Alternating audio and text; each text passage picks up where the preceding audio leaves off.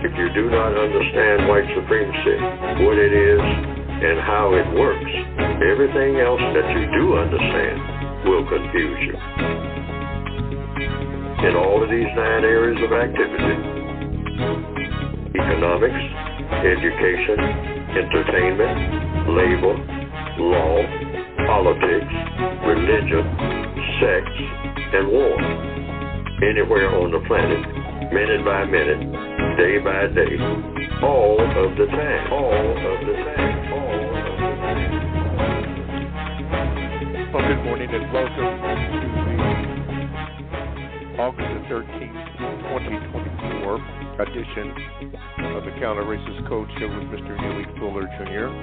I am your co-host, Mr. Bobby, and we do thank you for tuning in to today's program. As the callers are lining up, thank you, and those in the chat room are in there.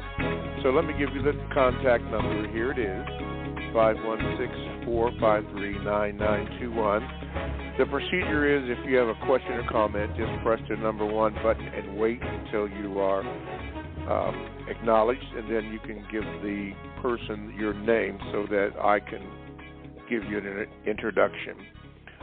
And please, ma'am, please, sir, make your questions condensed or short so that Mr. Fuller can understand it, and then we'll go from there. I know many of you have a lot to say, and it's difficult to condense it, but please, so that it'll help Mr. Fuller stay on target and answer your question. And remember the rule, 1 question at a time. Please, 1 question at a time, because I've noticed that sometimes a person may have 1 question, but then there'll be 5 other questions in there, and then they'll ask for a follow-up, which takes a lot of time because, as you well know, Fuller does give illustrations to his point, and that does take time. So be mindful of others and just ask your question, and so that we can keep the show going on. Now, you can, if you don't want to ask your question that way, you can Gmail me at my Gmail address, which is the numeral 7, Mr. Bobby, MRBOBBY @gmail.com. I cannot promise you that it will be read today, but it will be read, and I will acknowledge it, and then we will have Mr. Fuller comment on your question or answer it. Please, ma'am, please, sir, you can do that. By the way, first-time callers, if you are a first-time caller, a priority status has been set up so that when you call in, give your name to the person that answers the phone so that I can properly give you an introduction, and you will be heard. You will be heard. And lastly, you can join the chat room, which many have and do, and there are some interesting chats that go on in the chat room, and all you have to do is go to blogtalkradio.com. That's blogtalkradio.com. You want to click on where it says programs. You click on the programs menu, and the program you want is the Produce Justice Show. You click on that, the chat room box becomes available. You get in that, and then you are in the chat room. Now, do not ask me a question from the chat to ask Mr. Fuller a question. That's what the number is for, and also my Gmail address. That is what that is for. The chat room is simply for chats. However, I will sometimes take something, a subject from the chat, and formulate my own question, or sometimes I may read something directly from a chat, but I will make sure that I'll give you the credit because you're the one that wrote it. So those are the ways to get into the chat room. Let's see here. I have an announcement that I'm going to make, and I'll be making this announcement at least this hour, and maybe, and definitely the second hour. Now, this is for everyone. Well, let me just read the announcement. This is from the management. It says, listen, everyone who has placed an order should have received their order by now or received a refund. If you are not sure which, check your email. If you received a refund and would still like to receive the book, you may now go to the website and place a new order. So, to everyone who has received a refund And to those who wish to place a first-time order, the website is now open to receive your orders. Thank you for your patience as we look forward to serving you. That comes from the Produce Justice Management. I will make that announcement again, maybe this hour and definitely the second hour, because people tune in all the time and they need to know. So now you don't have any excuse. Here it is. It's right here, right before you. Apologies with it and everything. So that's the way that goes.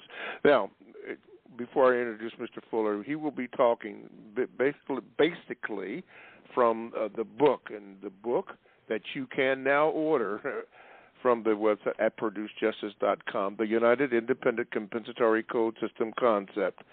Everything is up and running, so that's what you do. You go there at producejustice.com, and you can get all of the information and whatever you need. It's there. They made sure that you would have limited problems with that. Okay, I think that's it. ProduceJustice.com. Okay, let me introduce to some and present to others Mr. Neely Fuller, Jr. Mr. Fuller, good morning, and how are you? Good morning. I'm still learning. All righty. I don't know if we did this last week. I'm not sure because so many things have gone on, at least on this end. Not good, but anyway, we will go on. We have a segment that we entitled The Thoughts and Expressions on the Mind of Mr. Neely Fuller, Jr. Mr. Fuller, being today 8/13/2024, what is on your mind that you would like to express? Well, just a continuation of what I've been doing because it doesn't seem to be sticking, and that is the number one thing that every victim of white supremacy, or every person on the planet, white or non-white, but particularly the people who are having the most problems, focus on your health. And that's mostly on what you put into your body. That's to start with. And the other part of that is, of what you eat, is start your movement. If you slow that down, try to figure out a way to speed it up. We just had something called what? The Olympics. And you notice that most of the people taking part and most of the events that made up what they call the Olympics had to do with body movement. There's a law of the universe that says that which sits still has a tendency to remain sitting still. If something is just like a chair that's over in the corner and it's just there, a chair is still a chair, and it's just sitting there, and it sits there, and it sits there, and it sits there, until somebody moves it. Flowers grow or they die. When they stop growing, they start dying. It's the same way with a person's body, and that's movement. The body asks for movement. Babies come into the world doing the best they can to get moving. They kick. They wave their little arms. It wants to move.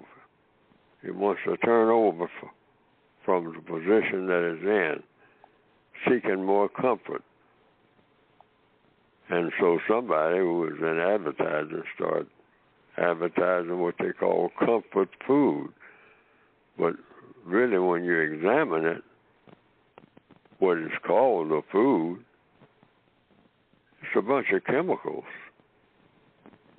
It's not really food, and your body is trying to reject it to the extent that the inside of your body, which is always working. But you have to have your mind tell your body that you got to move around. I do the best that I can with that. I never thought about it very much before people started talking about it. But among people who really need it the most are people who just keep putting on this weight. And what that weight is, that's the body doesn't know what to do with the so-called comfort food that it is receiving. Because the inside of your body, your kidneys, your liver, the veins, of which there's a whole network of that the blood moves through, that blood is moving all the time. Even when you're asleep, you're completely unaware of it. And you're breathing. That's a form of movement. The inside of your body is doing the best it can. But the body talks back to you by making you feel bad. You got a headache. Something's wrong with your left leg or something like that. These are signals from the body. You're putting stuff down here. I mean, I don't know what this stuff is.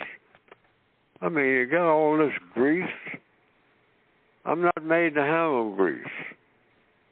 That's what your kidneys and your liver and all that is about. It's really, and what am I going to do with it? Now, you're sending it to me. And I'm looking at the labels on all this. This is your body talking to you, which your body talks to you all the time. And I don't know where to store this or where to send it. I don't have any instructions on that at all. So what it does, it just shoves it aside, usually what they call the stomach area. So you can look down at your stomach right now, if you are a person on this planet, and see if it looks like that stomach might be getting bigger and bigger and bigger. That's your body sending stuff over there. I don't know much about the metabolism of a person, even my own body. But from what I can understand, and if you're listening, you can think about it. Why is you keep getting bloated? And then when you get ready to move, you find it more and more difficult to move, and you don't even want to move. I mean, you're 26 years old, and already you're in a wheelchair. Not because somebody shot you. Of course, there's too much of that, too. But because you don't have any movement. Your body is trying to carry around stuff that the people who sell it even sometimes call it themselves. They call it comfort food, but nutritionists who study the body and study food say this is junk food, meaning artificial food. So in the system of white supremacy, you've got a whole bunch of stuff that people put in their bodies and their minds that is pure junk. Like in the mind, you have so much stuff coming at you. I mean, there's a great demand for how people are using their minds. And school is fixing to start, what they call it. Of course, you're always in school, whether you know it or not. It's just a matter of what you're learning. And you're learning a whole bunch of junk in many instances. I mean, so it's the body and the mind, which the mind is a part of the body. But the main point that I'm making here is you got to get rid of everything that's junky, including stuff you put in your arms. Mm-hmm. Get rid of all of it. Keep that in mind and I'm going to keep repeating that because That is crucial now. That is very crucial. Get your body in shape. Stop eating junk. Stop taking junk into your mind, listening to junk. I mean, that's, everybody's got a cell phone. Everybody's talking nonstop. But get that junk out of your mind that people are sending you and taking up precious time that you could be learning how to do something that's going to produce a constructive result. Because a lot of that conversation is pure junk. Okay. Mm-hmm. Think about these things. Am I saying anything, or is anything being said to me that needs to be said? Because we need that. The clock is ticking. Time is running. Time is precious. So this, as an opening, think about it, because I'm going to be harping on it, because it's constructive, I think. Mm-hmm. Get that health in order, mental and physical. I know I'm working on it full time. Mm-hmm. Okay. All righty. All right. That's on Mr. Fuller's mind this morning. Okay, here's the number, 516-453-9921. Make sure that you dial that number here. And listen, when you get that number, make sure you give the person on the other end your name, because I'm looking at two numbers with no names on them. But I do have Blacktop up here. So Blacktop, you're on. Get ready. Person in the 267 and the 646. There you go. All right, got it. All right. Let's get Blacktop. Blacktop, good morning, and here you go. You're on with Mr. Fuller. How are we doing this morning, Mr. Fuller and Mr. Bobby? Good morning. We're good. Mm-hmm. I'm still learning. So, Mr. Fuller, I hear you talk a lot about diet and health. I want to get your thoughts on the ketogenic diet. And for those who don't know, it's a diet where you prioritize eating fat and green vegetables, and you move away from eating sugar and carbohydrates. I want to get your thoughts on this diet, and I want to know, are you familiar with it in any way? I've heard about it. I'm not familiar with the ingredients, because we're talking about what goes into the name of that diet. So you're talking about the doing part, and that is, when you're in the kitchen, what are you going to be looking at that's right in front of you? This is food that you're going to prepare to put into your body as the fuel for your body. And everything that you put in your body is supposed to build up your body, not tear it down.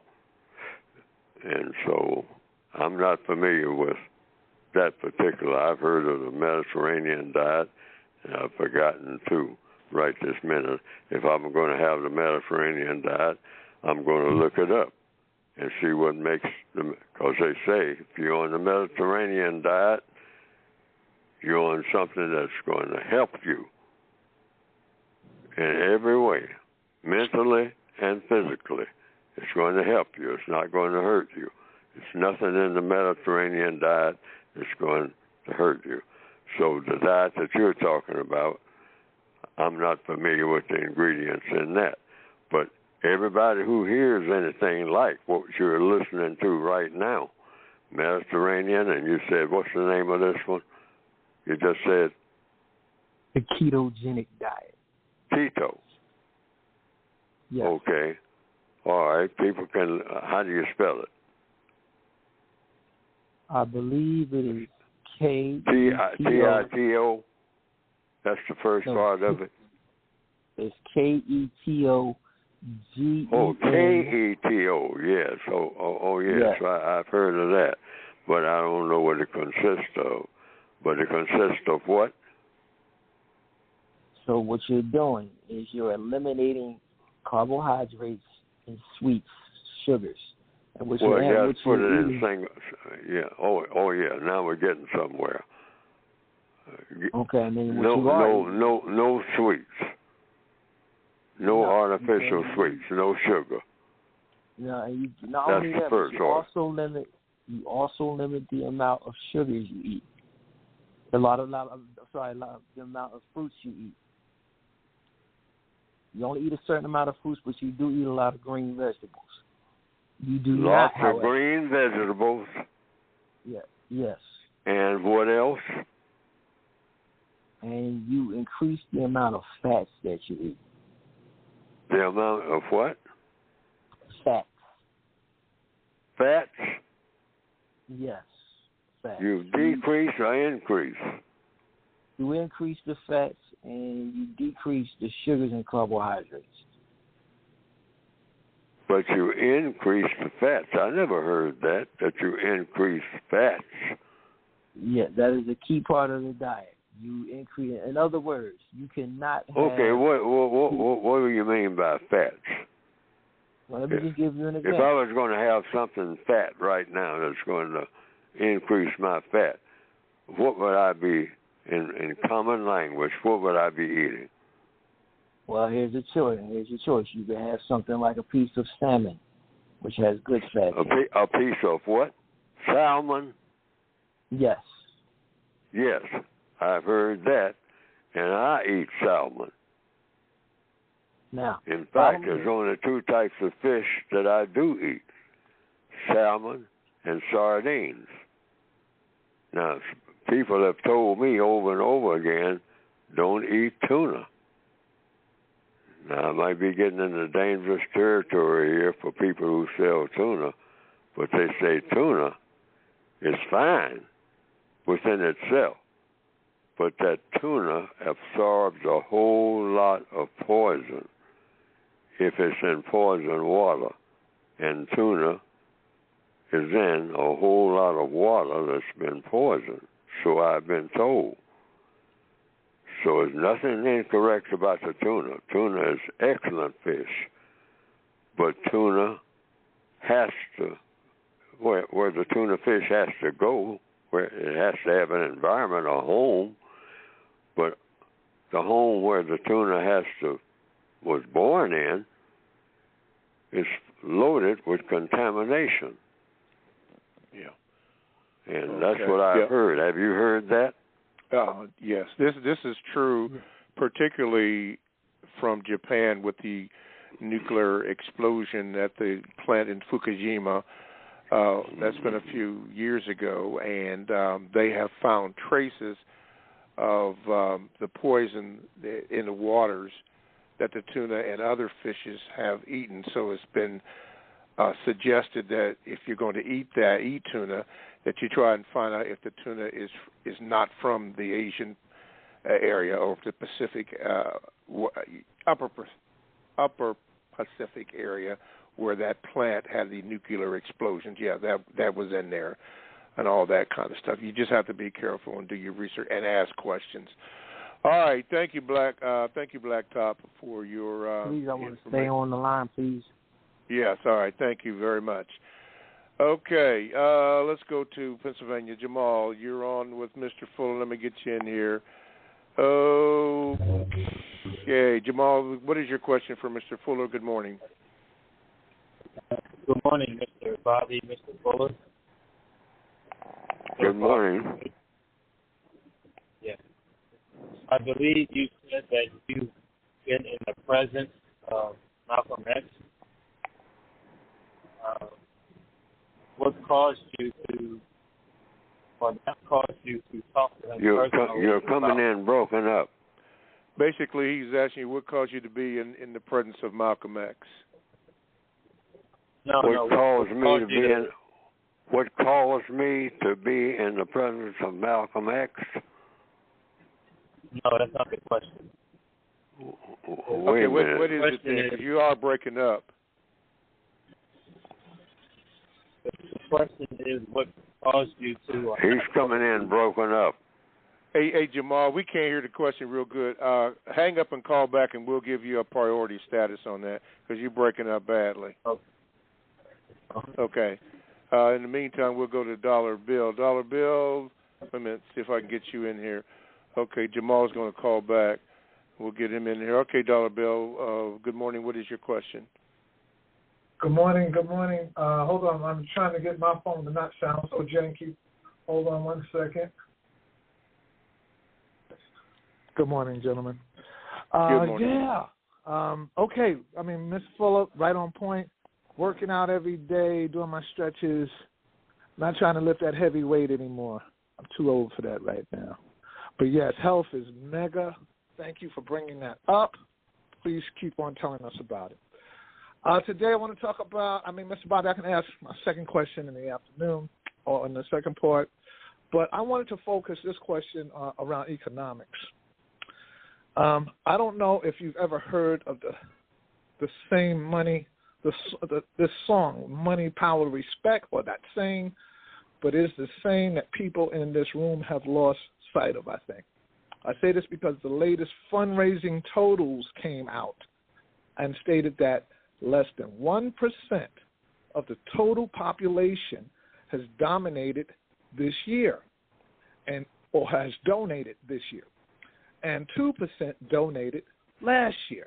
That's of the population. My question to you is that since foundational Black American descendants of the enslaved have no more wealth in America than they had in the late 1800s, how can they compete with all the other donors who are trying to persuade the powers that be with just a code to get real justice, giving your meaning, guaranteeing that no one is mistreated, and guaranteeing that those who need the most help get the most help?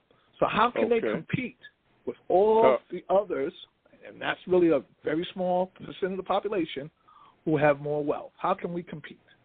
All right, go ahead, Mr. Fuller. We do what prisoners of war do. If you are in a prison because you're a captive soldier, that's the way you have to look at it.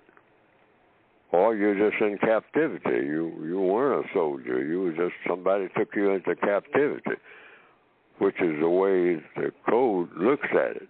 It's called the system of white supremacy. You're captive to an evil system, and the people do evil. The people who are the masters of that system are people who are doing evil, because you do evil by people when you enslave them and do not try to help them to grow into constructive people, but do everything you can to poison them, poison their minds, poison their bodies in service to yourself. And so we're trying to replace that system with a better system, which is called justice, which means what? And this definition is very important.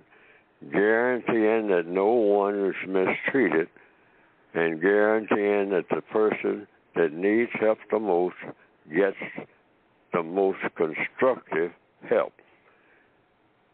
So in answer to the question, you ask. The only other alternative you have is to rob and steal. So if you're not going to rob and steal, and the white supremacists are the greatest thieves in the world, so they know what you're doing when you're stealing. I mean, you think you're going to steal your way out of poverty under the system of white supremacy.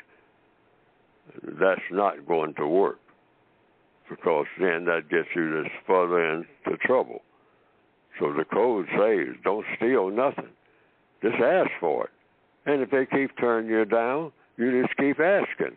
Why? Because you don't have any other alternative. That's what I do. See, I'm talking about what I know. And they say, well, I just can't give you money and all like that. And you say, well, how else, sir or ma'am, am I going to get it when you have it all? because when you start making this call, that's what I heard, that black people don't have nothing. And I'm witness to that. I mean, that we keep falling behind. I mean, particularly in this economy and whatnot. I understand that everything I hear on television and all like that is that money is getting tighter. Stock market and all this stuff. I mean, falling apart. And we're getting the brunt of it, as always. So when you're a prisoner of war, you just fall in line with the other prisoners and whatnot, and all you're doing is just being a permanent beggar until your situation changes.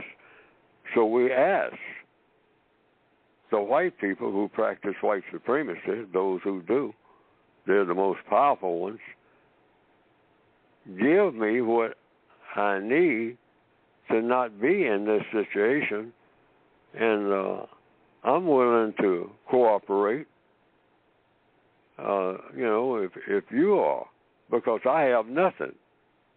I don't even have myself. I'm in captivity. I was born in captivity. Wasn't anything that I did. I mean, but for generations, I mean, my mother, grandfather before them, all in captivity. We were born in captivity. We weren't captured no time recently. We were born into it. We were born with nothing that we could call our own. And that's all over the world. There's no place we can be with our dark skins where that didn't happen. So we have to ask for what we need. And this is what black people should stop doing. Stop trying to rob and steal your way out of poverty. Even people that sang songs about that, I mean, of different types. I mean, if caught on to that, they say, hey, I can't keep doing this. I mean, I don't want to still be in solitary confinement. And some of them, I don't want to mention any names, are in, they finally talk to some white people, either directly or indirectly, and they're doing things like greatly different from what they were doing when they started out. A lot of them are making movies and taking part in ceremonies like the Olympics. And I don't need to name any names. Most people know who they are. Yeah. But they're not doing what they used to do. And they'll tell you, I ain't intending to go back doing what I used to do. They will tell you that. Okay. So I'm not revealing no secrets. Yeah, no secrets. Well, let me do this. We got to take a station break. Okay, everybody, you are listening to the Counter-Racist Code Show with Mr. Neely Fuller Jr., and we do thank you for your listening to the program. For those of you who are online, and boy, it's lining up. The callers are lining up. Here's the number. For those of you who are in there, it's 516-453-9921. And if you have a question or comment, just press the number 1 button until you are acknowledged, and then make sure you have your question ready and ask your question. Be brief, please, be brief, so that Mr. Fuller can answer your question, and we can move on to the next person. I gave you the number again, 516-453-9921. You can also Gmail me at the numero 7, Mr. Bobby, MrBobby @gmail.com. I will get that and read it at some point in time. Or you can do this. You can join the chat room. There's a few people in the chat room this morning. All you have to do is go to blogtalkradio.com. You want to click on programs, and once you do that menu, then this comes up. You want to go to where it says shows, and you want the Produce Justice show. Yeah, that's the show you want, Produce Justice. And then when you get to Produce Justice show, you click on that, and the chat room becomes available to you. Okay, now the book, by the way, And I'm going to mention something. You can get the book by going to producejustice.com. And here's an update for those of you who have joined the program. Here it is. This is from the Produce Justice Management. It says, everyone who has placed an order should have received their order by now or received a refund. If you're not sure, check your email. If you received a refund and would still like to receive the book, you may now go to the website and place a new order. So, to everyone who has received a refund and to those who wish to place a first-time order, the website is now open to receive your orders. Thank you for your patience as we look forward to serving you, the Produce Justice Management. Now, for those of you who took the time to contact me, and then I read your Gmail and all that about the problems that you were having in receiving the material. Now, please give me the courtesy of at least acknowledging one way or the other that you received your refund or you received your book or whatever. At least let me know that, since you came out boldly and did what you did. And then I said that I would help you. Mr. Fuller did what he did in helping you. So please, ma'am, please, sir, have the courtesy to write back so that we know what's going on with that. Can you do that? Yeah, you can do that. All right, so make sure you do that. Okay. Yeah. Get some justice in that. All righty. Let's get back to, I have some Gmails to read, but I told Jamal to call back. Maybe he got his phone issue cleared up, and Dollar Bill is on hold, I believe. Yeah, okay, because he has a second question, which we will get. Okay, Jamal, let me see if I can get you in here again. Okay, Jamal, okay. You're on with Mr. Wait a minute now, let me get you in here. You're on with Mr. Fuller. Now you sound clear. Go ahead, sir. Okay, that's better. Okay. So pretty much what caused or what not caused Mr. Fuller to speak with Malcolm X personally about the so-called race bomb? I never talked to Malcolm X personally. So I never had a conversation with Malcolm X. I've listened to his speeches, and I've seen him in person make speeches. And I've sat right across from the table when he was present. But I never said a word to him. He never said a word to me. Because I usually don't disturb people, even I see them. I see them in informal circumstances, which I have been in the presence of Malcolm X when he was just sitting at a table in a restaurant. And I was sitting right across from him. But I never said a word. I mean, because, I've seen a lot of people like that, Dick Gregory and whatnot. I never said anything. The code says, when you see people, people who have name recognition, everywhere they go, somebody's running up to them or something like that, or taking a picture and something. So I don't want to add to that, because sometimes I guess they don't mind it, but it's got to be annoying at a certain point, particularly when you have some space to do some thinking, okay? So I take that into consideration, because the code says be courteous at all times. And sometimes I think it's discourteous for you to interrupt people's thought processes. I think I put that under the heading of being discourteous. So I just listen to what he has to say, and like when you listen to anything that anybody has to say, pick out what you can use. That's what the code calls for me to do. And if it has a constructive result, if whatever you're using, keep using it until it turns out to be non-constructive. Then try to learn something else from whomever you can learn it from. That's what it's really all about. Everything that you learn, you should be able to turn it into something that will help you, to help yourself and help others to produce what? A constructive result. CR. Now, I didn't add a T to that because somebody will make something out of that. Right. But constructive I'll say, but if you say constructive result, to white people, black people, any people, male, female, then see what people say when you say, all I'm looking for is constructive results. In other words, I'm looking for everything to be improved.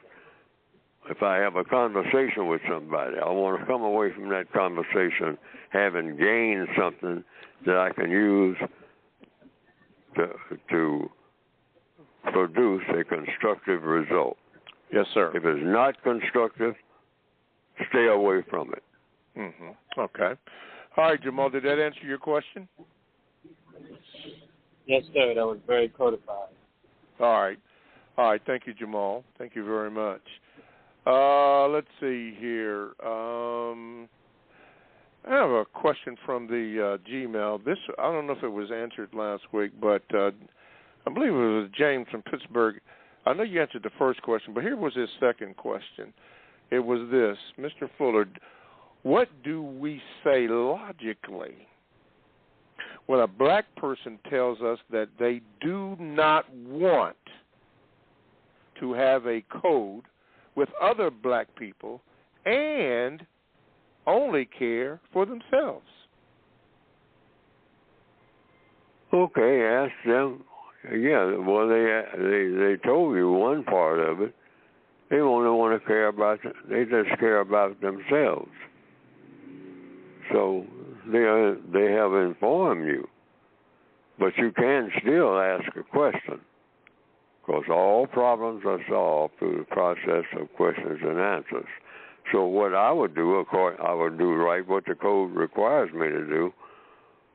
What do you want to do? Sir or ma'am. It's just 4 questions. You can always ask. What do you want to do? That's the first one. Why do you want to do it? How do you plan to do it? That's number 3. And number 4, what do you expect the constructive result to be? And that's what you do.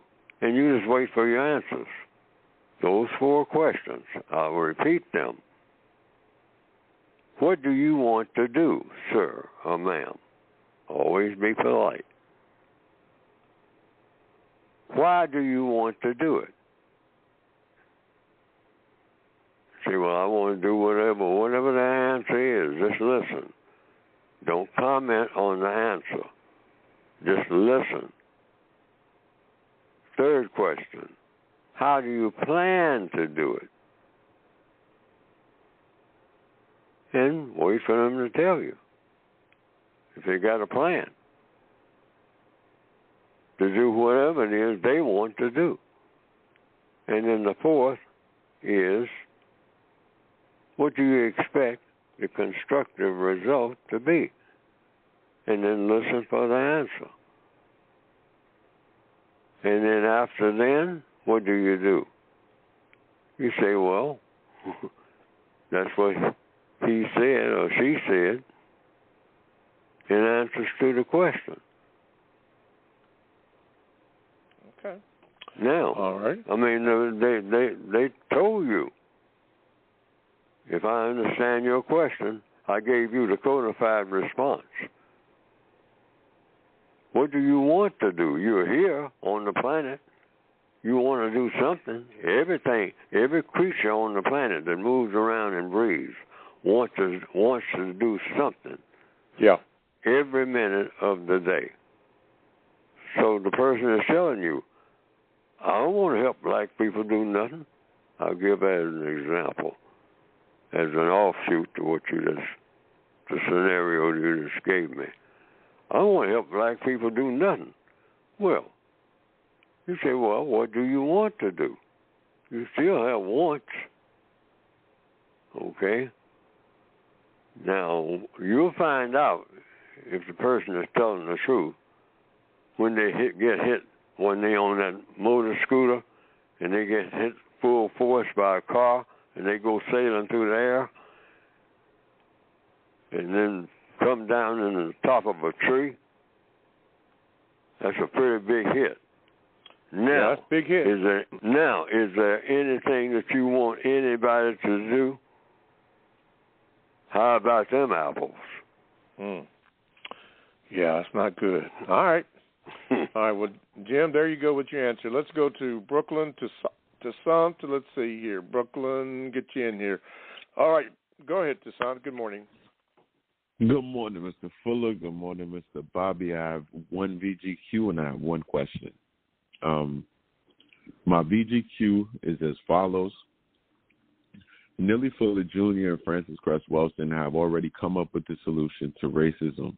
The system of racism is just so strong that it's prevented us from implementing it as non-white people.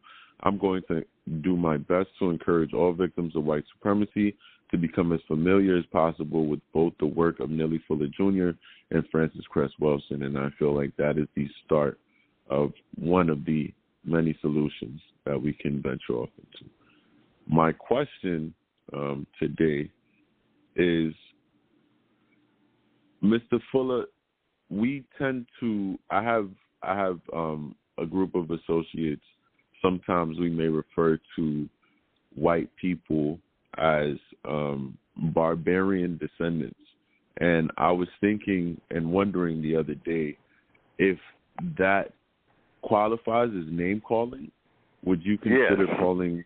Okay, got it. If now the white person may say, I am a barbarian. In fact, Adolf Hitler did say that. Said, I'm a barbarian. Said, all of we Germanic people should want to be barbarians. And then he gave his reason. He said, be a barbarian, because the barbarians always win. That's from Adolf Hitler, 1930s. Barbarian. When he used that term, that's what he said in one of his speeches.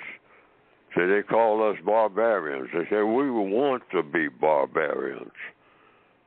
And the reason we want to be barbarians is because the barbarians always win. He gave the answer, too. I mean, of why. Not only said that's what he wanted to be, that label fits. But he wants that label to fit. And he wants to be a winner.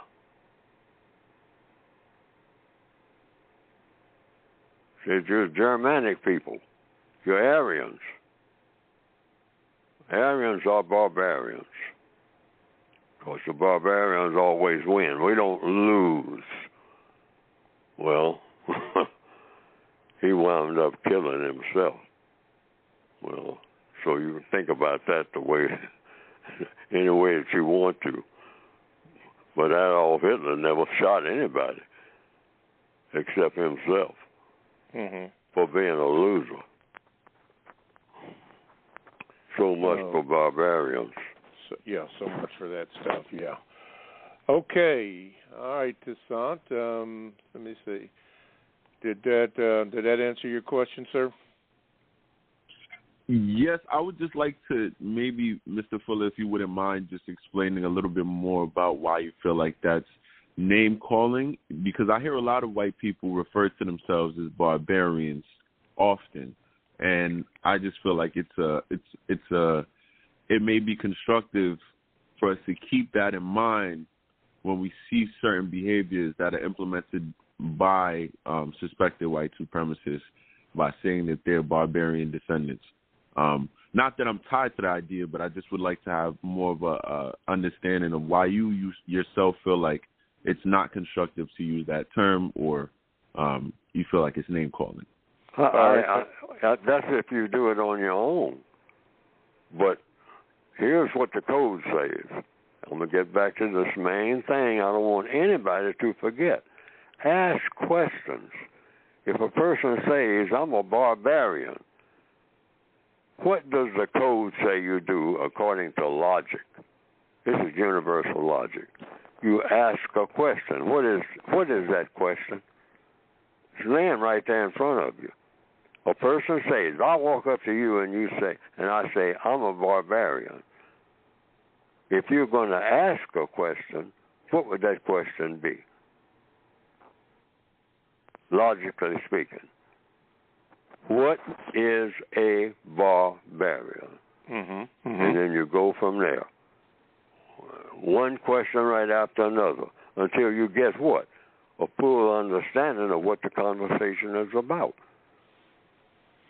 You don't call anybody anything. Sir, ma'am, what do you want to be called? Now, if you call somebody something without asking them what do they want to be called, that is not courteous, which is a violation of the code right there. You just have, first of all, sir, what is your name? I'm going to be working with you every day. What is your name? Do you have a name? You know, and the person says, yes, my name is Alan Gregory. All right. Okay. Do you mind me calling you Mr. Gregory? All right. And the person will give you an answer, presumably. Say, no, just call me Bud. Bud? That's nowhere near Alan Gregory. How you know, but you call him that. Say, that's what you want me to call you, sir? Say, yeah. Say, we don't have to have all that formality and whatnot. My grandmother used to call me Bud all the time. So I kind of got comfortable with that. So everywhere I work, people just call me Bud. Hey, Bud, what we're going to do with these boxes over here? All right. So it's real simple. Confucius said, and I have this quote all over the place because I've written it down 3 or 4 times in different places. Confucius said something very simple that I got off of television recently, and that is, life is simple. Men make it complicated. Confucius. Yeah, Confucius. Okay, all righty. Thank you, Toussaint. Now, the person in the area code looks like 757. I need to have your name. In the meantime, we'll go to Nicolette. Nicolette, good morning, and you are on with Mr. Fuller. All right, lay it on us this morning. Yeah, there you go. Wait a minute, Nicolette. See if I can get you in here. Oh, this is nice. The usual suspects are in play here. Nicolette, I'm trying to get you. Oh, hello? Got you. There you go. There you go. Okay, so good morning, Mr. Fuller. Good morning, Mr. Bobby. So great topic today. Me and my son, who was a phenomenal athlete, he was just telling me about, stop stress eating. And then he was saying, I had said I wanted a Gatorade, and my son said, Mom, don't drink a Gatorade if you're not out there actually sweating and doing the things that you're supposed to be doing, because that can cause a blockage, which I was glad to learn that. And then lastly, Mr. Fuller, kind of off a topic today. However, just experienced it just now at a Latin check cashing place. It's as if if they had a sign that says no racism, stand here, but then they was doing racist tactics. That's another thing that's beyond white supremacy, that they're teaching other cultures on how to teach people of minority, which is a sad thing. So I guess it was kind of a vent today, but I am glad you're talking about nutrition because, again, the food that we eat is genetically modified these days, and you do have to start being selective of what you're eating because it's the pharmaceuticals have taken over the farmers' jobs, and it's just causing us as a people to be sicker. And then we're watching TV, as you stated, that you're watching TV and we're not really mobilizing and moving. And you're right, it's so many young people that's in wheelchairs, overweight, and not even, so I'm kind of all over the place because that kind of just, the incident I just went through was kind of annoying. And it's like I just told the young lady, you know, I'm a Negro, and you're used to Blanco, but this is America, and everybody that came to America came here so that they can have their own interpretation of what freedom looked like. That's it for me today. All right, Nicolette. All righty. Thank you. Okay. Wow. A person in the prefix, I think it's 254. I think I know who that is. Don't forget to give the person your name. Mr. Fuller, we're going to wrap this bad boy up here in this hour. So we've got a few minutes to go. Speak about your book for a few moments before I have to wrap it up. Go to producejustice.com. producejustice.com. And what will come up on the screen is the method for going about ordering the books that I have written, that I recommend. And I'm also say that I think the books, the volumes, because it's all the same book, even though it's in 2 volumes, the basics, revised edition. It's in 2 volumes. I would like to have it all everything I've ever written. I'd like to have it in one, between 2 covers, but it wasn't practical for me to do that. I'll still try to work on it though, because that's the way I want it. Okay, like many books are written just between. You know, I mean, it's a lot of things said, and so it can be done. And one basic book that you see all over the world, and I have copies, and that is the book that they call the Holy Bible. Old Testament, those are the major segments, and the New Testament. And usually it comes in one basic book. I've looked at the print in it and all like that. I mean, it's real, you know, the average Bible, I mean, the print is very small, all right? But it's all in there. It's all in there. Every bit of it, the King David version. Yeah, let me ask you a question on that, Mr. Fuller, before we have to go. You said you have all those books. Do you also have the 14 books that were omitted by the Council at Nicaea under Constantinople? No, and I'm not familiar with it at all. But any book. See, I'm recommending. Yes, black people. Yes. See, when you go into a library, you got access to a whole lot of things. It's going to take you a lifetime to learn. Yeah. Just take any book. Yeah. Okay. They used to whip black people for picking up any kind of book. Yes. Because the white supremacists say, hey, you can learn something from any book, even if what you're learning is a bunch of garbage. You learn that. Exactly. Yeah, I'm using air quotes right now so everybody can't see them, but they said that there are 66 books in the Bible. If you look at what happened at the Council of Nicaea under Constantinople and what he did, then you know that there were 80 books. And the Ethiopian Bible has 88 books in there. So, you do your research. It can be done. Yeah, do your research on that to find out what's going on. But anyway, thank you for that. Before we go, we got a thank you from Edith. And I'm going to get Edith in, and then we're going to wrap it up. Edith, let me see if I can get you in here. What is? Oh, the usual suspects are at play. Edith, there we go. Edith, good morning. Go ahead. Thank you so very much. Good morning, Mr. Bobby. Good morning, Mr. Fuller. Yes, I am calling to say thank you. I'd like to say that I am one of the persons who ordered the books, and it was somewhat of a delay in the delivery, but I did receive the books that I ordered. I wanted 3, but there were 2 available at the time, and I'm so thankful and grateful to have the books. The knowledge and the wisdom that are contained within were well worth the wait. And thank you. Thank you so much. And I want to thank the Neely Fuller Produce Justice team for working with me, because they were very adamant, and they made sure that the books were delivered. There was an effort, but they did make sure that I received the books. Right. So thank you. That is so wonderful to hear, Edith. Thank you for your response. All right. Thank you, dear.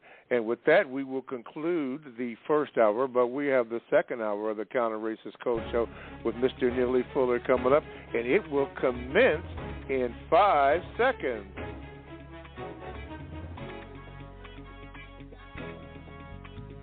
Well, good morning, and welcome to the second hour of the Counter-Racist Code Show with Mr. Neely Fuller, Jr., and we thank you. We thank you for tuning in and listening, and in particular as we close out the last hour with Edith, who went through the process, and she received her books, and she was kind enough to respond and say thank you. And we appreciate that, and the team appreciates that for all the efforts that have been made to make sure that you got your book or you received a refund, which I will give a statement from the Produce Justice team after that. But anyway, for those of you who are new on the line, here's the number. You know that, 516-453-9921. Make sure that you press the number 1 button if you have a comment or a question. Please, ma'am, please, sir. We only have limited time, and, I know you want to ask your question and bring in a lot of things to make your question seem relevant, but come on, just ask the question so Mr. Fuller can answer it. Why? Because, as you well know, his procedure, he will give examples of whatever it is to illustrate or illustrate the point that he's trying to make for clarity, because we do not want to be confused. And if you go into all these soliloquies about whatever you're trying to ask, it just messes up everything. It just mixes it so that you don't get the point across. Then sometimes he'll ask me, well, what did they say, or what did it mean? And sometimes I'll have to ask you, well, what do you mean? Or just ask a question. So please, ma'am, please, sir, just be brief. In that, if you have to go in the mirror and practice asking your question, please, ma'am, please, sir, do that so we can keep the show moving on that. So you already have this number, 516-453-9921. First-time callers, you call that number, and listen, if you are a first-time caller, make sure you tell the call person or the person that receives the call that you are a first-time caller, and you go immediately to a priority status so that you can ask your question. You can also join the chat room. You know that procedure, but go to blogtalkradio.com. Yes, blogtalkradio.com, and you want to click on where it says programs. When you click that on, then the program will come up, and you want the Produce Justice show. You click on that, and you are in. Yeah. And then when I almost got sidetracked there. And then the little box is available for you to get into the chat room, and you can get in with the chatters. And lastly, you can Gmail me at the numero 7, Mr. Bobby, MRBOBBY @gmail.com. And I will, at some point in time, read your Gmails, as I have tried to mix them in with today's questioning. All the books can be obtained by going to producejustice.com. That is producejustice.com. And this is the third announcement that I have to make, but this is for the new people who have joined the program, and we do thank you. Here they are. Here is the announcement. So those of you who have heard the announcement, just bear with me because there's new people on all the time. Here it is. Everyone who has placed an order should have received their order by now or received a refund. If you are not sure which, check your email. If you received a refund and would still like to receive the book, you may now go to the website and place a new order. So to everyone who has received a refund and to those who wish to place a first-time order, the website is now open to receive your orders. Thank you for your patience as we look forward to serving you. And this came directly from the Produce Justice Management Team. Now, I think that's nice. And as I had stated before earlier, if you have received it, since some of you did personally contact me and put me on blast, be kind enough, ma'am or sir, to at least acknowledge that by saying thank you or let me know that your issue with the book or whatever services that you need has been resolved. That's very, very important. Okay. Let's go back to the phone lines. And Dollar Bill, you had I think you were on hold. Yeah. So let's get your second question in here, Dollar Bill. Okay, got you on there, Dollar Bill. Go ahead with your second question. Thank you, Mr. Bobby. My second question today is that we see that we're going through this period of people making decisions for our children and grandchildren. If we were to be able to destroy the system of racism, white supremacy, my question to you, Mr. Fuller, would be, what would be one of the most significant things that we could eliminate from the white supremacist code that would make them weaker?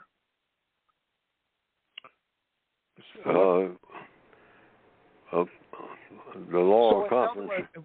Will we take out their politicians? I don't mean take them out like hurt them or anything, but will we get rid of their political force?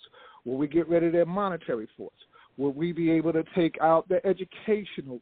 What do you think out of those key things, health or whatever, that people are talking about today, what could we get rid of that would weaken their system so all right, that we Mr. could Fuller? try to take over?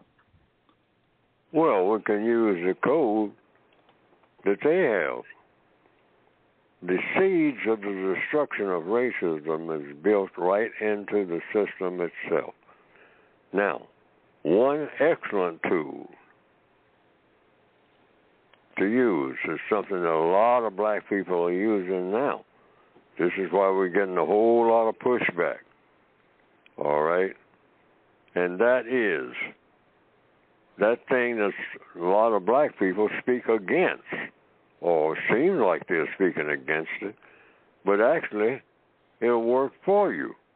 And that is the Constitution of the United States of America. And I add in parenthesis, Africa/Asia, the 3 A's, because I say it's a world constitution. And the white supremacists, directly and indirectly, I can say that they're white supremacists because they had slaves based on the color of their skin. Some of the people that wrote it, you used what they wrote. But it wasn't supposed to be applied to you. That's all the more reason for you to use it. And particularly the amendments. Amendments means they set up a constitution and they say that's it. But then they say, well, wait a minute, though, we got to kind of tweak it, refine it, meaning, like you build a car and you say, well, the car is finished. But then somebody says, yeah, but you need some safety devices on this vehicle. I mean, you got a vehicle here that you can't drive at night. Figure out a way that you can drive at night. So somebody said, well, we can put lights on it. So somebody had to invent something called lights, headlights. And then they say, yeah, but sometimes people can't see you from the back, so you run into them because you can't see at night. I mean, you know, when all the lights are up front, they say, well, let's put in what you call what? Some tail lights. Well, that's what those amendments are to the Constitution. And the 14th, the 13th, the 5th, these are three big ones right out of the box. I mean, and you can use them right here in 2024 in August today in answer to your question. I mean, when I was on the job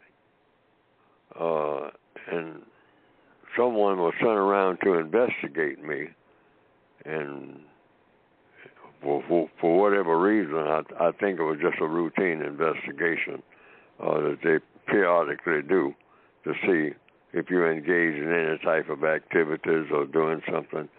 And anyhow, the response from at least one of the people who was in position to tell me what to do and what not to do, when that person was asked about Neely Fuller, the person gave a response, said, well, if you're talking about constitutional issues, you won't find anybody in this building more addicted to the Constitution than Fuller.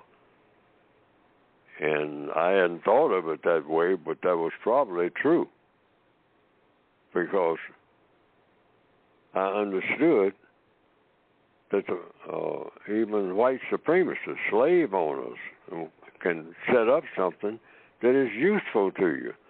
I mean, the person that invented the automobile, I mean, the first one may have hated black people, but that doesn't say that a black person can't drive the car that they made.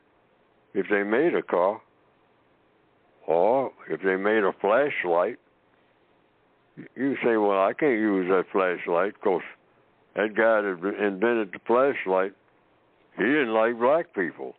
No, that's not logical. You pick up that flashlight and say, yeah, he didn't like black people, but he's going to help black people because he's going to help me. I fell down in this mine, and I'm trapped down here, and I had this light with me, and I figured out how to get out of there because I saw some openings that I couldn't see before, and so I got out using a flashlight. That I didn't know who invented the flashlight, but somebody might have told me later on, and it might be true. Oh, that guy that invented the flashlight, I mean, 80 years ago, man, he hated black people. But he had black people working, making the flashlight. But they were slaves in Bulgaria, okay? Or in the Congo. All right, so in answer to the question, and it's kind of long-winded like I usually am, oh, yeah, what you see, look at everything and say, can I put it to use that will produce a constructive result? And that Constitution, everybody, every black person, rather than condemning it and all like that, the Constitution was written for white people. So you want to get in on it if it has a constructive result. And apparently, since everybody flocks to it, everybody in the world really is, you say, well, you going among them Americans and whatnot? Say, well, they have something that we hadn't had in history, even in where we are. We've had tribes and kings and queens, but they came up with something that's kind of different. And they call it democracy. like going down the road of being demons, sounds like. But let's find out.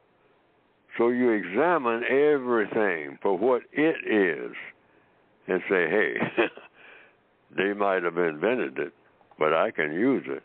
Yes. And since they use it against me, I can use it for me. How about them apples? Okay.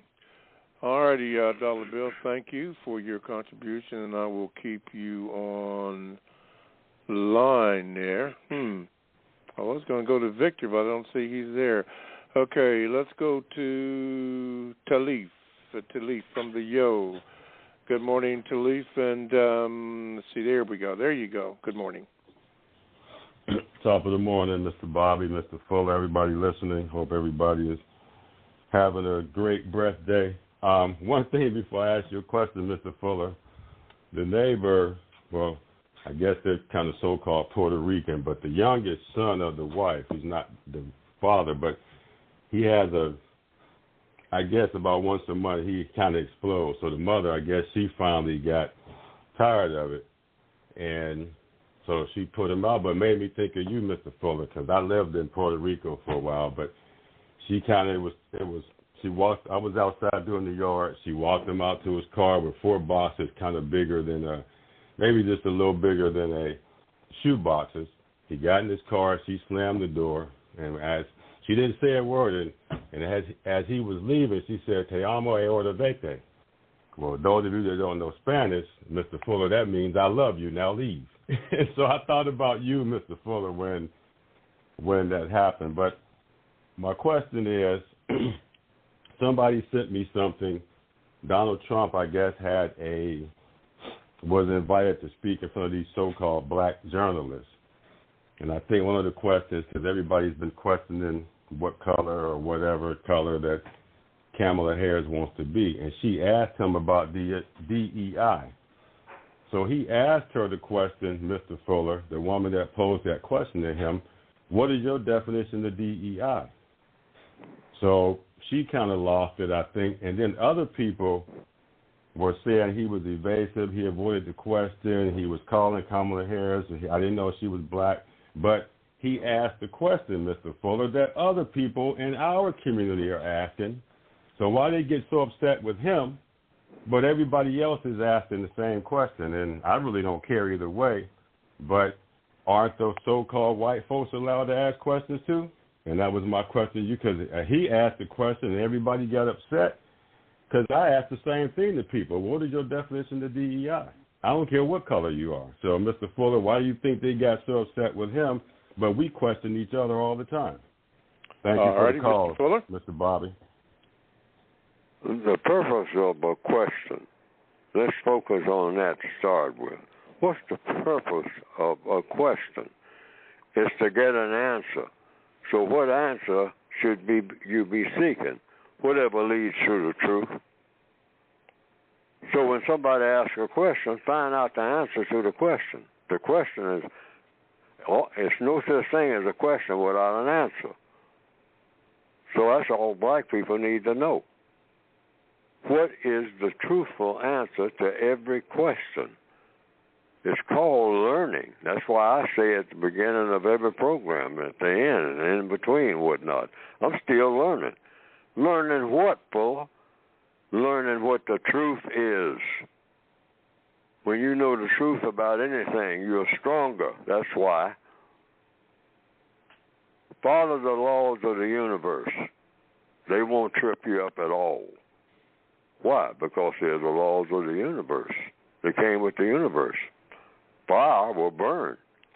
Water is wet.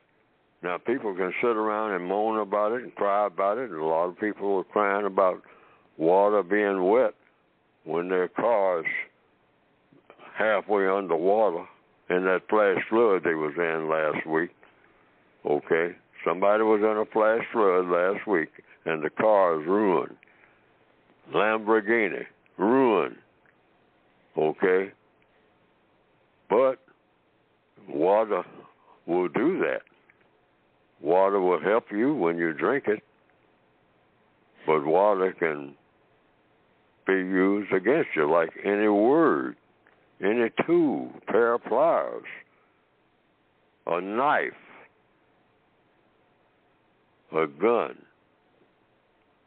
can be used constructively or non-constructively. It's the same way with words. So when words come in the form of a question, the main thing you want to know, and I might say the most important thing, or maybe the only thing, is what's the answer. Not so much who said it, and then say, when you get the answer, is this the truth? Is it true or false? And then act accordingly. Always go with the truth. Right. Yes, sir. Regardless of who said. They say, well, yeah, I don't believe that because Donald Trump said that. Say, wait a minute. Says what? Did he tell the truth? See, because the code says the most efficient liars in the world are those who tell the truth most of the time. Wow. Okay. Yes. Not the one that tells a lie all the time. You own him. He ain't a good liar. But an excellent liar is one who will tell you the truth every time, except maybe once out of 10. All right. Then they sneak that one lie in there. And see, and a guy said that, yeah, that guy had a reputation for being a liar, but he told me the truth every time. But then there's that one time, that one very important time, when he told a lie. Now, that's the smoothest operator you'll ever be confronted with. A person who lies, but they don't lie most of the time. They tell the truth most of the time. That's a skilled liar. That's a skilled liar. All right. Well, Talif, by the way, you speak pretty good Spanish. And also this, I couldn't help but think about, with your soliloquy that you had mentioned, about a tune that Mr. Fuller had alerted all of us who are listening to him and have listened to him, which I laugh most of the time. And here's the name of the tune. I told you that I love you. Now get out. Still makes me laugh. But anyway, that came out in the 1930s or early 40s, I think. Yeah. It might have been the 50s. Okay. But I do know it caught my ear when I first heard about it. Well, it caught my ear. Yeah. Somebody told me about the song before I heard the song. All right. Yeah, it was a long time before I heard the song. Yeah, I told you that I love you, now get out. It's a country and western song, I think. Well, anyway, what Talif said that the mother walked the son out and told him that he loved him, but now get out. All right. Anyway, Victor, I think we got you. Canada, let me see. No name up here, but I think I recognize your number. Let me see. All right, you're on with Mr. Fuller. Oh, hi, Mr. Boy, Mr. Fuller. I told you that I love you, now get out. Oh, my God. It is funny. And, yes, I just wanted to add that. That was my VGQ.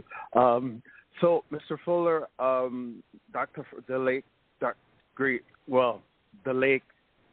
Dr. Francis Cress Welsing, I mean, as you said before, no one is great in this system, and that great people are still yet to be produced. So, she mentioned a book called The Rising Tide of Color in the World Supremacy by Stoddard. And I just wondered, what was she trying to say when she... I mean, I guess I really can't ask you that because you don't know what she was trying to say. And I'm only supposed to direct my question to someone who's alive and can answer my question. But when Stoddard wrote that book, have you read the book? I've read parts of it. I got 2 copies right on my shelf. Oh, I turn around great. from where I am, I'll be looking at them. Yeah, I've been starting to read it now because I kept putting it off, and because Dr. Chris Welsing, I'm always trying to keep Dr. Chris Welsing's work alive. Same thing what I'm going to be doing for you. I tell everybody in the world who Neely Fuller is and who Dr. Chris Welsing is also. So I tell everyone about you. So I just trying to understand when we talk about the Constitution, white supremacy seems to overthrow the Constitution, like due process and equal protection. So what is a person of color supposed to do if white supremacy is the main value system? I asked you last week, and I said, what is more important to white supremacists? And you said the value system of mistreating people. So, I guess the question is, if due process and equal protection is what they have in the Constitution, but white supremacy is supreme, won't white supremacy overturn due process and equal protetion? Sure, that's what they're trying to do now. They're trying to abolish it. They, meaning the white supremacists. The white supremacists do not agree with the Constitution that they wrote, because the people that wrote it had slaves. They were practicing racism, but they never saw the year 2024 that black people would be doing what they're doing with the Constitution. So, like the code says, you find something that works, you stick with it. So the Constitution does work. Thurgood Marshall kept telling people that. So when you say you condemn America, you having 2 different conversations. I mean, what are you saying when you say America? And I ask that question all the time. I say, and I tell black people, I don't charge Americans with doing anything because they don't exist. I keep saying that. And I'll use the Constitution to go into court to prove that no such thing as America has ever existed. That's a phantom. It should exist, but so also should Africans and Asians. They don't exist either. Why? By the definitions, that's why. I keep saying that, and I'm going to say it again, and I intend to say it almost on every program if I can think of it. Stop saying anything against anything that has to do with American. And you speak against it, or African, or Asian, but not for the reasons that people sometimes give. Why would you condemn? Why could you condemn something that doesn't even exist and never has? Africa has never existed. Asians have never existed, never, in all of recorded history. There's never been an Asian people, never. And there definitely hasn't been nothing that even resembles an American. Why? Because of the definitions. That's why. Because of what is an American? What is an African? What is an Asian? According to the code and logic and all the research you can make. What is an American? What is an African? And what is an Asian? For the 10 millionth time. I keep saying it over and over again. I'm going to keep saying it until it catches on. What is an Asian? What is an African? And what is an American? They're all the same thing. Okay. And they don't exist. And what is that same thing? People who practice justice. People who practice justice. And there's no record of any people on this planet that ever practiced justice. Okay. That's something that's yet to be produced. So these people do not exist. Well, they should exist, but they don't. Okay, well, I'm going to practice justice now by doing my due diligence and giving the last commercial break. You are listening to the Counter Racist Code Show with Mr. Neely Fuller Jr., and we thank you for tuning in. Now, we have about a half an hour to go, so if you'd like to chime in, here's the number right here, 516-453-9921. Press the number 1 button, as somebody in the breakfast 202 has, but there's no name up there. But anyway, we'll get you in here. And then when you do get in, don't forget to give the person who receives the call your name so that I can give you an introduction properly. You can also Gmail me at the numeral 7, Mr. Bobby, BOMR, BOBBY@gmail.com, and I will get it and read it as I'm getting ready to do, coming up here with another one. And also you can join the chat room, chatters, blogtalkradio.com. You want to click on where it says programs, then when you get the programs menu, then you select the Produce Justice Show. You get on that, the chat room icon becomes available, and then you're in there in the chat room. Yeah, that's how you do that. I have a special announcement from the last one from the Produce Justice team concerning the books, which I will read, and then we'll go back. Don't forget, all the books and materials can be obtained by going, I want to say the new and revised, but producejustice.com. Some work was done on that, and it was very, very good. Now, this is what I'm going to do. Since we've been talking, people have been talking about the Constitution, and someone raised in a very good question. And here it is, Mr. Fuller. It says, Mr. Bobby, can you please ask Mr. Fuller what part of the compensatory code involves the permittance of slavery? I just listened and have listened for years to Mr. Fuller advocating for the U.S. Constitution, the same Constitution that allows for slavery to exist after committing a crime. The white supremacists determine what is and what is not a crime. How can the system of white supremacy be dissolved if victims adhere to the madness of the racist? Just existing under the system of white supremacy is a crime. Therefore, my existence calls for slavery. Yet, Mr. Fuller suggests to use this insanity. I'm still learning. Fuller, what do you say to that? To use what insanity? You use it, if that's the question, we're all insane. So what is sanity? Sanity is the absence of insanity. And how do you do that? Through the truth. And what you intend to do.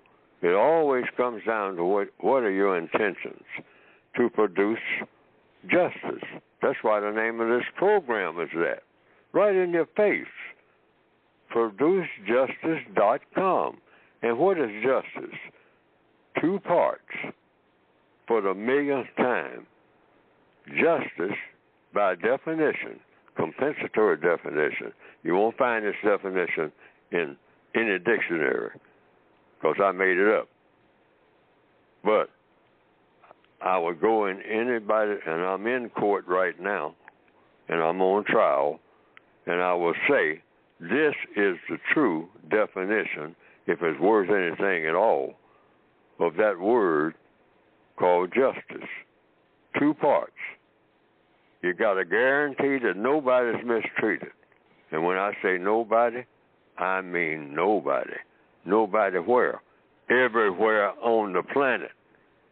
You got to guarantee that person is not being mistreated. Okay? That's number one. Number two, you got to guarantee that everybody on the planet right now who needs help the most gets the most constructive help. Now, if you don't have those two things, you don't have justice. And under the system of white supremacy, you can't have justice and white supremacy on the same planet.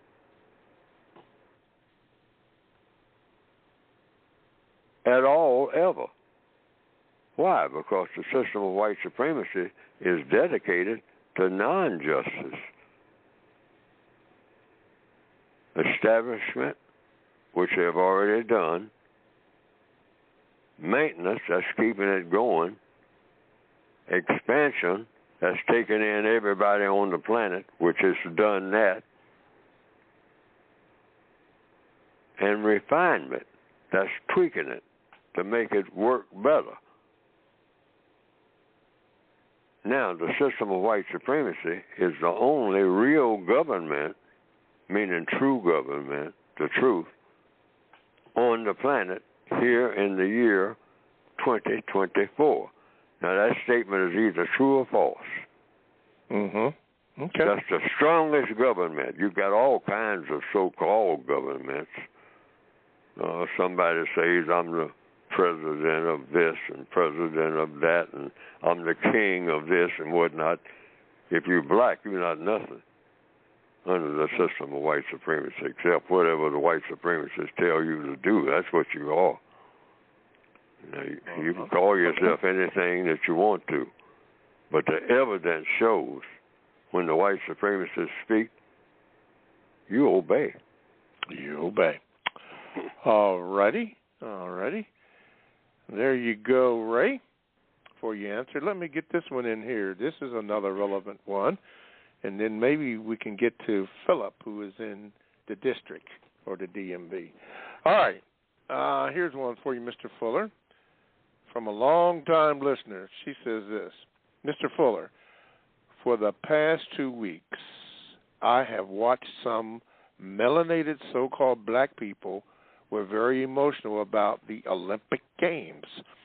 From what I've seen, so-called black people have been arguing online about whether a Caribbean runner was robbed of his medal from a so-called black American runner, tears being shed regarding a biracial gymnast having to give her bronze medal back due to a technicality, and outrage over a famous basketball player's family being harassed and allegedly assaulted by French police officers.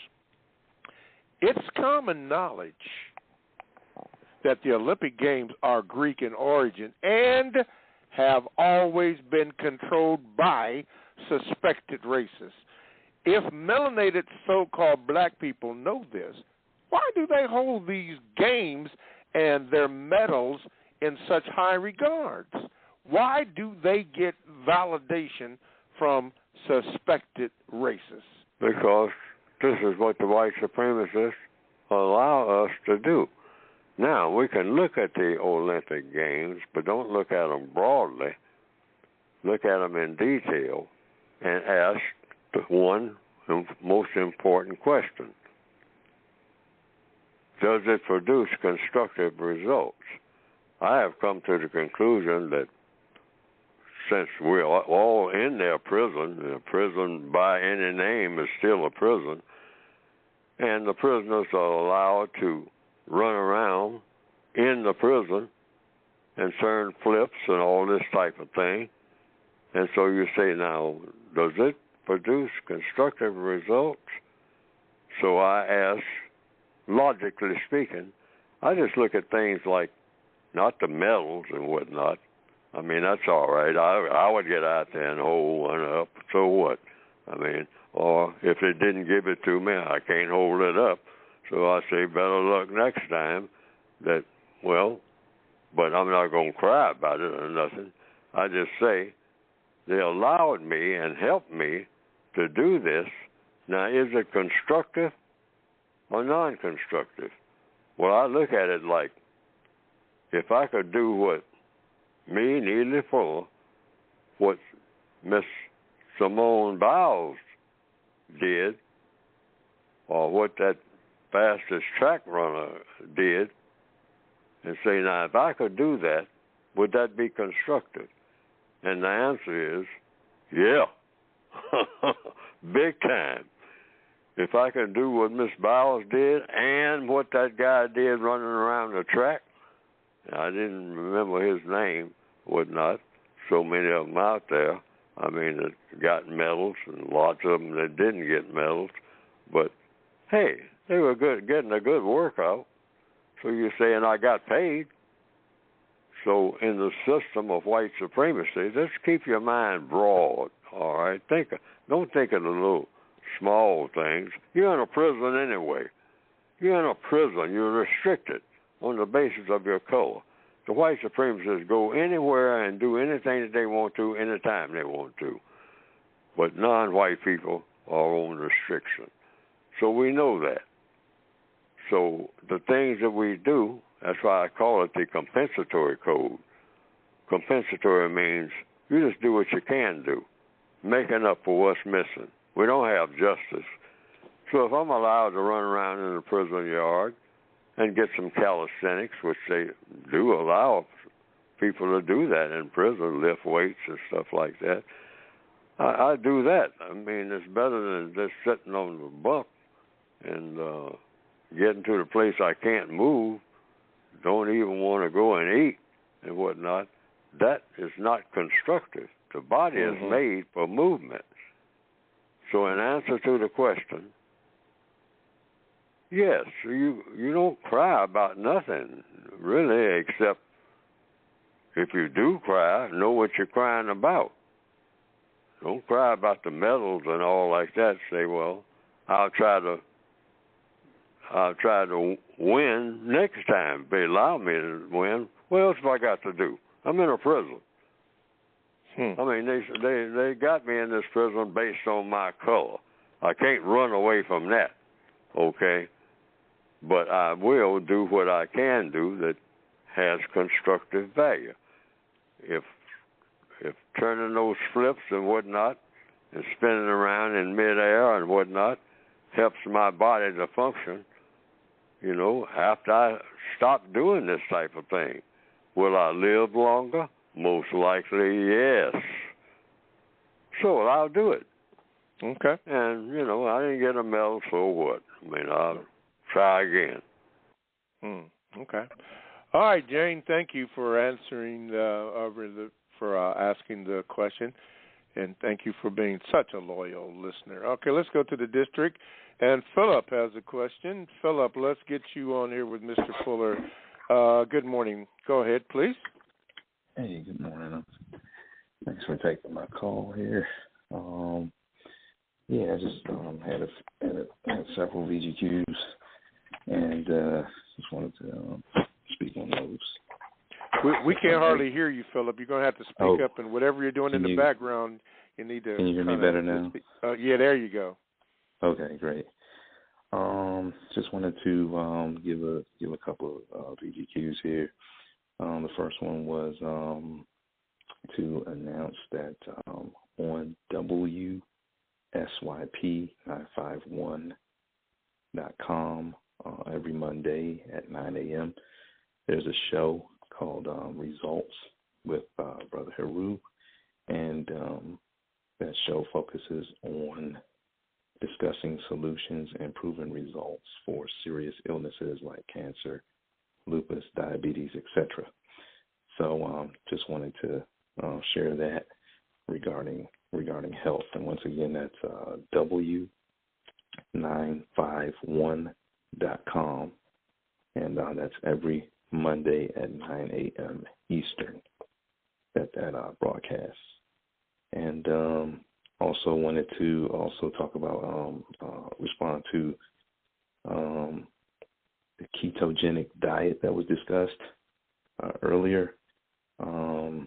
The the person who's on that show actually promotes the ketogenic diet, and the purpose of the ketogenic diet in his program is to starve and kill parasites that feed off of the carbohydrates and the sugars that are in the body, and the fat that he recommends is coconut oil. So, just wanted to say that regarding that, and and on a personal note, I definitely recommend folks check out the books in the Ethiopian Bible. It's really good. All right. All right. Thanks. All right. Thank you, Philip in D.C.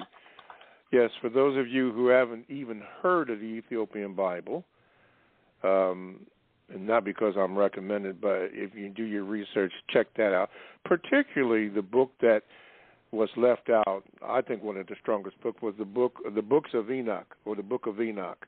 It goes into very descriptive information about what might be relevant to you and your knowledge of what's going on in the Bible, and maybe even discover why they took that out. But there are at least 14 other books of the Bible.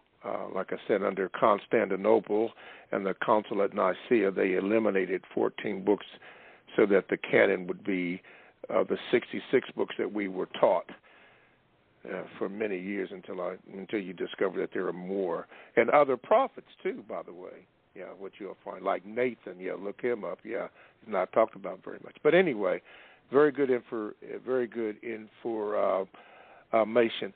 I want to give a special shout-out to Mr. Fuller and to Leaf, because they have hit me to this station. I think it's WPFW. I listened to a couple of things in there. Have you listened to that recently, Mr. Fuller? Yes. Yeah. I listen, and I get a lot of constructive information. Yeah. And things to think about. Mm-hmm. See, everything comes from your mind. I mean, if you're going to carjack somebody, your mind had to lead you there. So you just trace, wait a minute, how did I get into carjacking? All right? And that I'm not somewhere, doing something else better than this. This ain't no career. Hey, this looks like trouble. Very short career. I'm going to be 60 years old and jacking cars. We need to think. You're 20 now, and think about what's going to happen. You're going to jack another car and then another one. How long do you think you can do that before you start thinking about doing something else? Because it just might be too late. Yeah. You jumped in that car and whatnot, and all of a sudden, it's a whole lot of blasting going on from the person that you jacked the car from, because that was a deputy sheriff. Yes. Well, and when you tried to yank him out, all of a sudden, you find yourself needing great help. You want somebody to help you right now. Yeah. You got 4 bullets in you. Boom, boom, boom, boom. 44 magnums. Mm-hmm. Now deal with that. Thanks to you, Mr. Fuller, and Talif, I was able to get in contact with WPFW online and the subjects that they brought up, which helps me in my constant research. So a big shout out to both of you for that. WPFW. Man, that's good. All right, I don't have a name here, but I'm going to take a chance here. Let's see here. You're on with Mr. Fuller. What is your question for Mr. Fuller? Good morning, Mr. Fuller. If Mr. Fuller, if without a doubt you knew that you still had to contend with the system of white supremacy after your transition, would that refine how you resist the system of white supremacy now? If after my transition from what? from this existence, sir. If you knew that after you transitioned from this existence that you would still have to contend with the system of white supremacy, would that refine how you resist now? If wherever I go after I'm dead? Yes. I would take on the law of compensation, like what I do. I deal with the situation that I'm given. I didn't know where I was going when I was born, what my status would be, what color I would be. I didn't have anything to do with that. See, so I was born in the system of white supremacy. So the message that's been sent to me, deal with it, Fuller. First of all, ask yourself, should that exist? And if the answer comes back, no. No system of racism should have ever existed. But you were born into it, which I was. So, at some point, just like I did, back in the 1950s, I said, yeah, my biggest problem is always the same. My biggest problem. And the reasons I do the stupid stuff that I do. And I was doing enough stupid stuff to know that it was stupid. And I said, this all comes from this system that I'm in. They got me trained to do stuff that I never would think of my own, yes. But I ain't got no thoughts of my own. I mean, this thing called racism. And then everything fell in place from then on. Oh, I'm supposed to be getting rid of this system and coming up with a better one. And in the 1950s, or about 1956, which I was in my mid-20s then, heading closer to my 30s, that's when I started saying, hey, now it's a no-brainer. My mission is to get rid of this system and replace it with something better. And that something better, I learned over a period of years, would be something called justice, which I didn't have a definition for. That's why I made up one. Yes. And that's what I advocate that everybody else do. If you don't have a word to describe what you're trying to do, make up one. And somebody will say, that's not a real word, and you say it is. And you know that it is because you just did it, talking about what you can't do. Okay. All righty. Thank you. I think it's two question Ray, but thank you very much. Long time haven't heard you. Okay. Let me make this is the fourth and final announcement because we have people who have tuned in late in the program, but anyway, they haven't heard this. But for those who haven't heard this, beware, hang on. And for those who have heard it, just be patient because we're trying to get this message out. But anyway, the Produce Justice team had said that this is concerning your books and or refund or both.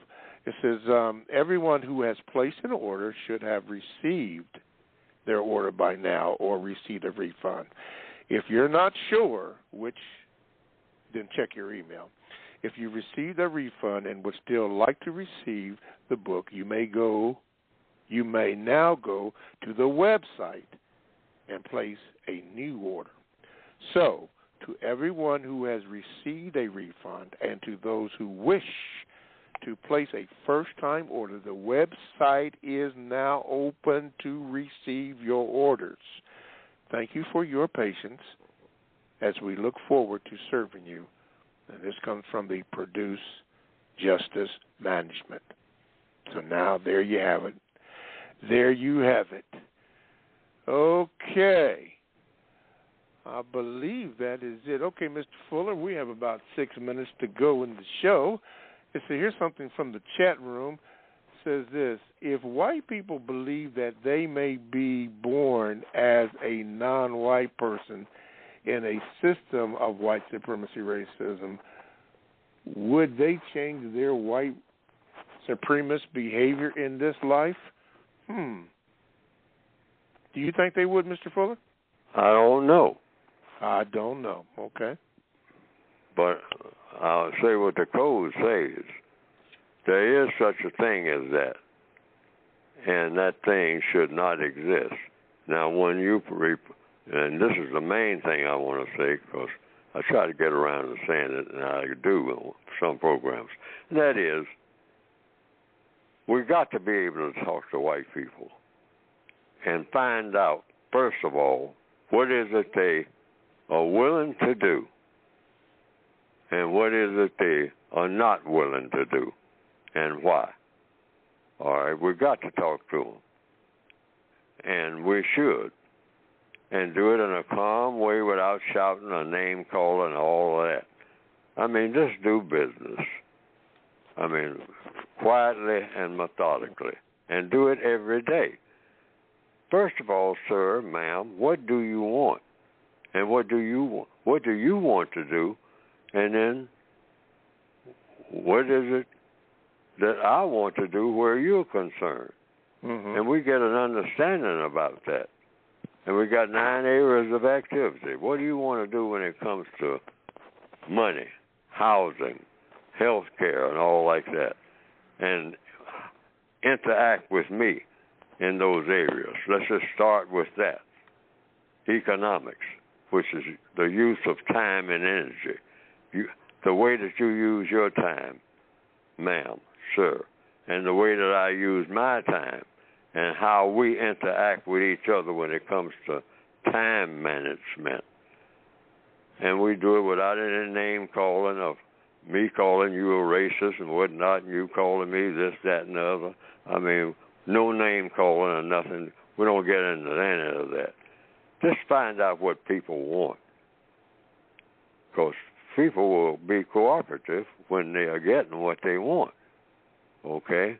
So get that straight first. And then last but not least,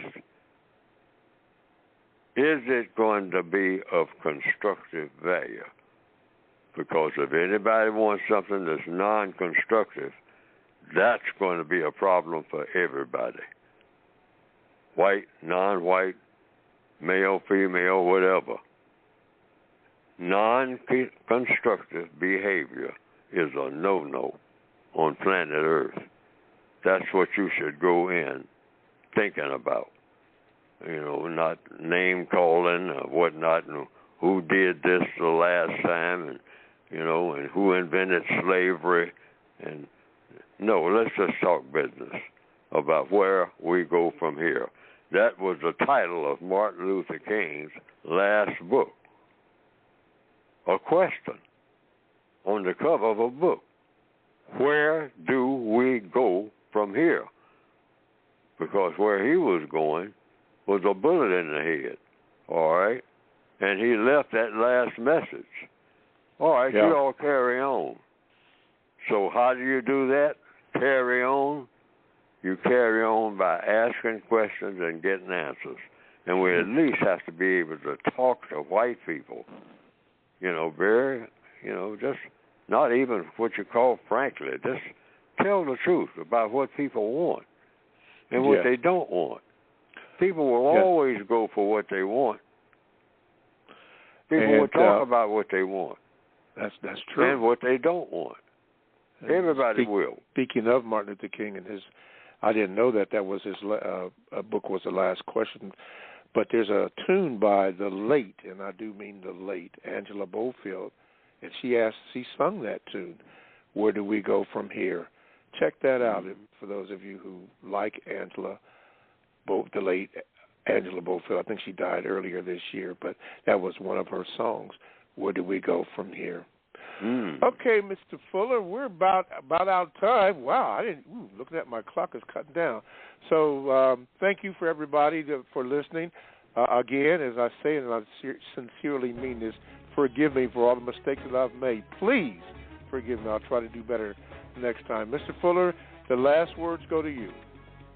Yes, producejustice.com.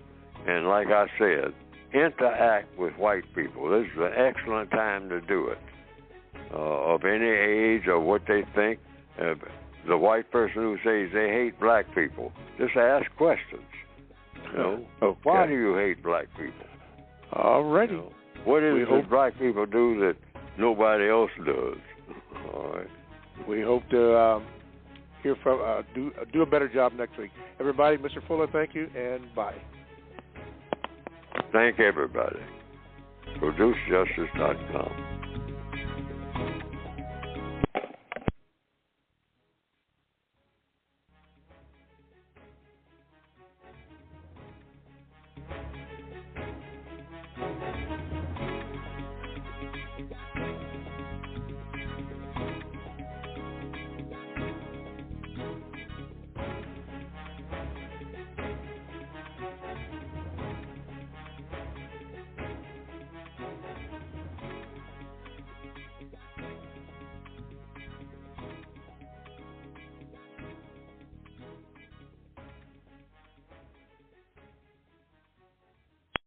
When it's time to play, it's easy to find your next favorite game with Bodog. Play free casino games, get poker tips, and check out the latest sports odds. Visit Bodog.net today. #MakeAPlay.